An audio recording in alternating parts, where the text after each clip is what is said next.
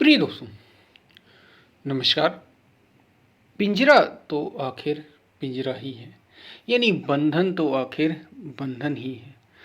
पिंजरा सोने का हो चाहे लोहे का, देता तो आखिर क्या है, बंधन ही है। तो ये बड़ी गहरी बात है, जीवन से जुड़ी हुई बात है। इसी पर हम वीडियो में बात करेंगे। उससे पहले अगर आप चैनल पर नए आए तो सब्सक्राइब भी करें, वीडियो को पूरा तो अधिक लाभ ले पाएंगे। पसंद आए वीडियो तो शेयर ज़रूर करें, शेयर करना ना भूलें। और अगर आप चैनल को अब तक आप सुनते रहते हो वीडियो और अब तक सब्सक्राइब नहीं किया तो सब्सक्राइब भी करें, और ज्वाइन अगर कर सकते हो तो ज़रूर करें। आप आध्यात्म को और गहरे ढंग से समझ सकेंगे। हम चलते अपने वीडियो की तरफ। प्रिय दोस्तों, बंधन तो आखिर बंधन ही होता है। वो बंधन सोने का हो, सोने की जंजीरों का हो, या लोहे की जंजीरों का। पिंजरा लोहे का हो या सोने का, होता है तो आखिर पिंजरा ही। ऐसी एक घटना, एक बड़ी बोधी कथा है। एक बार एक तोता, बड़ा प्यारा तोता, एक सेठ और सेठानी के यहाँ, जो बड़े ही अमीर व्यक्ति थे, उनके यहाँ एक पिंजरे में बंद था तोता। और वो तोता बड़ा सत्संगी था। उसने सुन रखा था, मतलब पहले वो सत्संगी रहा होगा, संतों के यहाँ कुछ समय रहा। उसके बाद कैसे आके किसी बहेलिये ने पकड़ लिया उसे और फिर इनके पास आ गया, सेठ और सेठानी के पास। तो बड़ा सत्संगी था तोता, सत्संग सुन रखा था उसने। और तोते बड़े समझदार होते हैं, ऐसा कहा जाता है, सब सीख जाते हैं।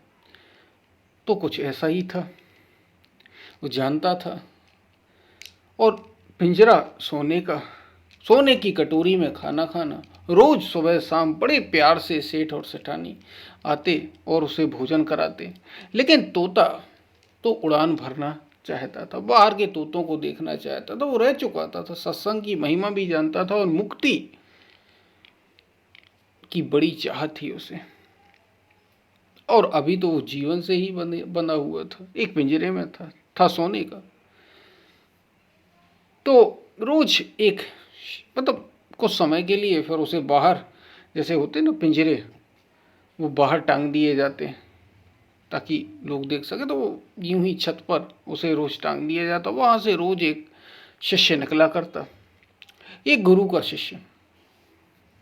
और वो उस घर में भी आया जाया करता था। सेठ और सेठानी एक तरीके से उसे गुरु दीक्षा लिए हुए थे उससे। और उस शिष्य के जो गुरु थे वो वास्तविक महापुरुष थे।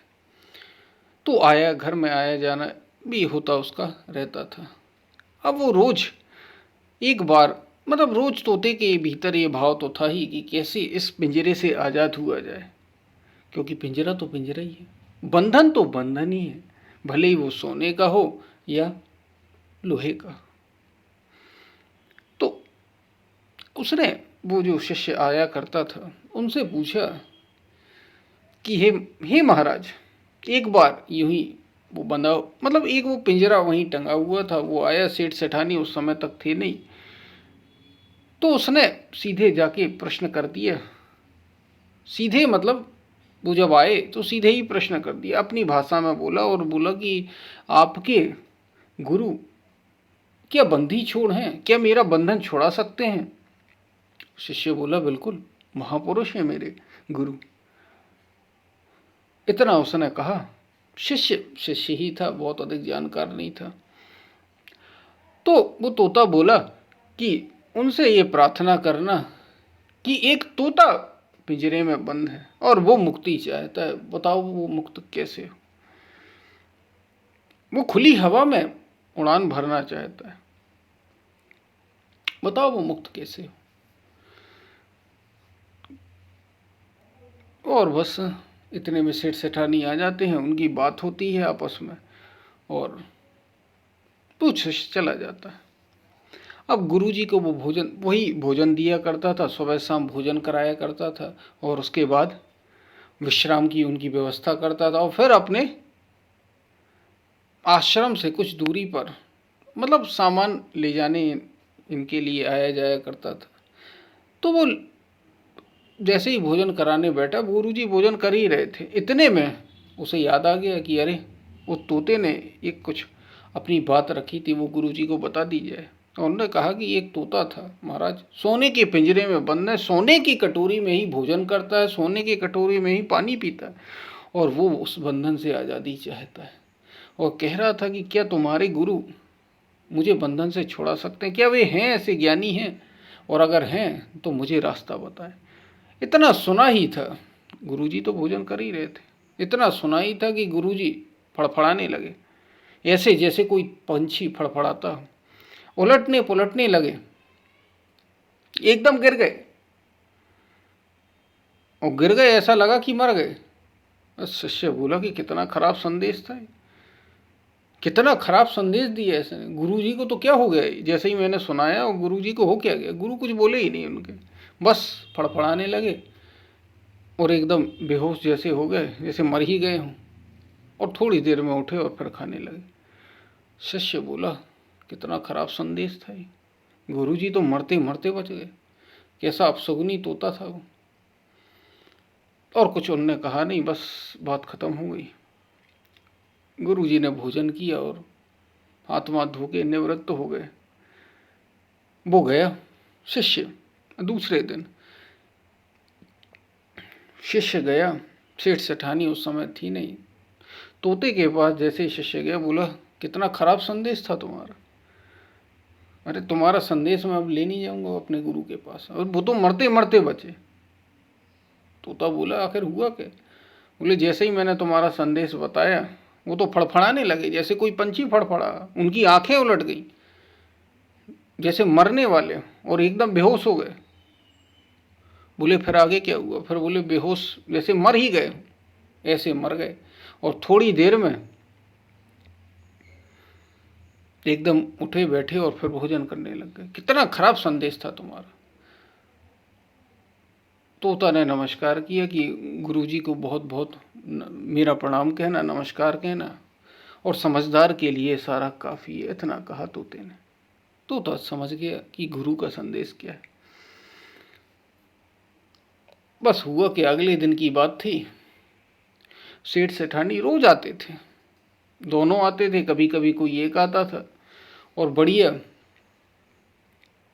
बढ़िया उसे पिंजरे में, सोने का पिंजरा था ही, सोने के पात्र में उसे भोजन कराया जाता था, सोने के पात्र में ही पानी पीता था। तो उनने कहा कि अब भाई, जैसे ही आए उसे भोजन कराने, सेठानी आई, और सेठानी जैसे ही आई, नहीं सेठ जी लेके आए, सेठ जी लेके आए भोजन, और उनने जैसे ही भोजन रखा तो बड़ा प्यार करते थे, बड़ा दुलार करते थे उसको। तभी तो सोने के पिंजरे में रखते थे, आदमी को लोग नहीं देते सोने का, वो तो पूरे सोने के पिंजरे में था। इतना प्यार और दुलार, फिर भी तोता आज़ादी चाहता था, वो कीमत जानता था।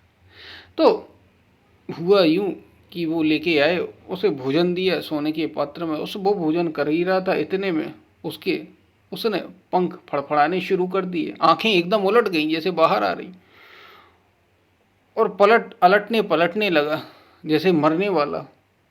और जैसे ही ये देखा सेठ जी ने, सेठ जी तो घबरा गए, अरे तोते को क्या हो गया, तोते को क्या हो गया, जैसे उनके प्राण ही निकले जा रहे हैं। आवाज़ चिल्लाने लगे, इतने में सेठानी आ गई वहाँ से। बोले अरे क्या हुआ, क्या हुआ? हमने देखा कि तोता तो एकदम अलट पलट रहा है, मरने की स्थिति में है।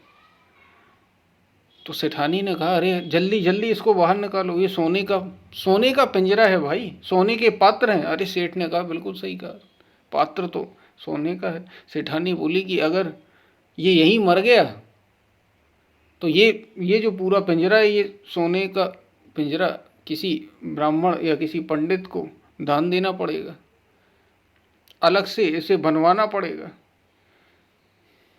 जल्दी से इसे बाहर निकालो, जितनी जल्दी हो सके। तो जल्दी जल्दी उसका खोलने लग गए, जैसे बंधा था पिंजरे को खोलने लग गए। जैसे ही पिंजरे को खोला, तोता तो एकदम गिर पड़ा, और जैसे ही पिंजरे को खोला और उसे बाहर निकालने का उपक्रम कर ही रहे थे, बाहर जैसे ही निकाला, फुर फुर उड़ गया, और आकाश में जाके एक पेड़ पर आकाश में उड़ान भरी उसने और ऊंचे पेड़ पर जाकर बैठ गए, आजाद हो गए। तो जितना मोह था सब छूट गया, जितना मोह था सेठ सेठानी का, जो बड़ा प्रेम से रखते थे, सबका सब मोह ही था, छूट गया। तो तोते को तो ये पता था, क्या हमें भी ये पता है? मनुष्य के जीवन की विडंबना यही है कि वो आजादी नहीं चाहता, उसे बंधन में रहते रहते बंधन ही इतना, ये सलाखें इतनी प्यारी लगने लगी। और जब सोने की हूं तो कहना ही क्या, गरीबी में तो फिर भी लोग आज़ादी की मांग कर देते हैं कि हम मुक्त होना चाहते हैं। जो अमीरी में है, जो ऐशो आराम में है, उन्हें बड़ी सावधान की ज़रूरत है, वो तो तोड़ना ही नहीं चाहते। अरे क्या कमी है भाई, ऐश आराम में, ऐशो आराम में जीवन जी रहे हैं, फिर कमी क्या है?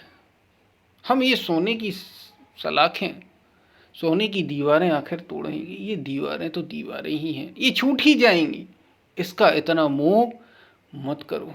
तोता तो समझ गया, हम कब जागेंगे? मोह निशा सब सोवनिहारा, देखई सपन अनेक प्रकारा, या जग जागत जामिनी जोगी, परमारथी प्रपंच वियोगी। इस जगत रूपी रात्रि में योगी जाग जाता है। कौन सा योगी किसे कहा गया? परमारथी प्रपंच, जो सारे प्रपंचों का वियोगी है, परमारथी है, वो जाग जाता है।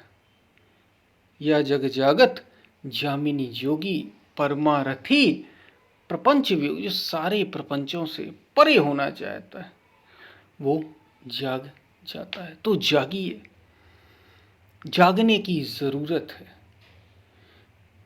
ये जो बंधन, ये जो सलाखें हैं, शरीर हमेशा नहीं रहने वाला, हमें ये समझना होगा।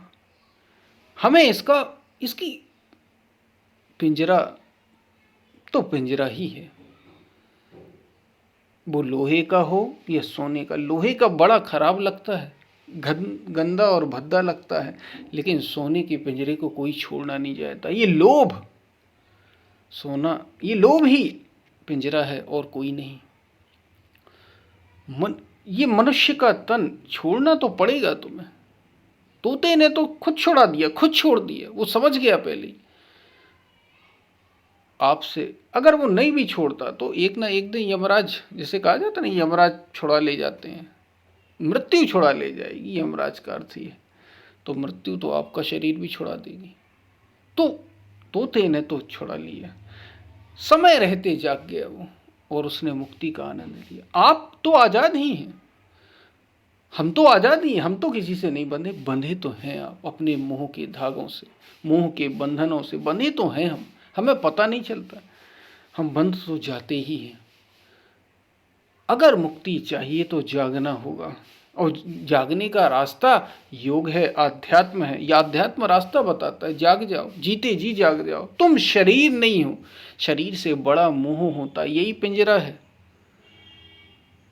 किसी का काला, किसी का गोरा, किसी का बहुत सुगड़, किसी का बड़ा भद्दा है, तो पिंजरा ही। छोड़ना तो तुम्हें है ही, तो छोड़ने का अर्थ है पहले ही मुक्त हो जाओ। योग के, आध्यात्म के माध्यम से ये जान लो कि तुम शरीर नहीं, तुम मन नहीं, तुम ये इंद्रियां नहीं, तुम तो रहने वाले हो, तुम्हारा निवास शरीर में।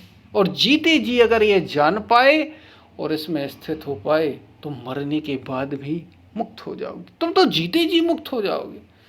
मरने की तो बाद मुक्त होना ही होना है, जीते जी मुक्त होना है। इसलिए शरीर से जितने भी संबंध जुड़े, जितने भी ऐशो आराम जुड़े, सबके सब एक दिन, सबके सब सोने के बस पिंजरे के समान हैं। इनको त्यागना ही समझदारी है, और इनको भोगना ही। इनको त्यागने का अर्थ ये नहीं है कि आप जंगल चले जाएं, समझ जाएं, भली प्रकार ये विश्वास दृढ़ हो जाए, जैसे जनक को था, जैसे राम को था। क्योंकि कृष्ण स्वयं द्वारकाधीश थे, राम स्वयं राजा थे, जनक राजा थे। जनक को भी आत्मज्ञान हुआ, वे राजा थे, लेकिन एक घटना घट ही जाती है ऐसी, उस पर हम कभी बाद में बात करेंगे, फिर बहुत वीडियो को बढ़ाएं ना। वो ऐसा ही होता है कि जो अष्टावक्र के जो साथ में शिष्य रहते हैं, उन्हें मोह अपने धोती से हो जाता है और जनक अपना महल भी त्याग चुके होते हैं। घटना ऐसी घटती है। तो ये तो भीतर की बात है कि आप में बंधन सच में है मौजूद या नहीं। ये योग से, साधना से, संयम से टूटेगा भीतर का मोह। बाहर से कुछ भी हो सकता है, आप कहीं भी रह सकते, निवास कहीं भी हो सकता है, लेकिन सबसे पहले तो मुक्त होना होता है। त्याग जरूरी होता है, त्याग करना होता है, त्याग से बल आता है। बात आपको समझ में आई होगी। पसंद आए वीडियो तो शेयर ज़रूर करना। चैनल्स को सब्सक्राइब नहीं किया तो सब्सक्राइब भी करना, ज्वाइन कर सकते हो तो ज़रूर करना। हम फिर मिलते हैं, तब तक के लिए धन्यवाद।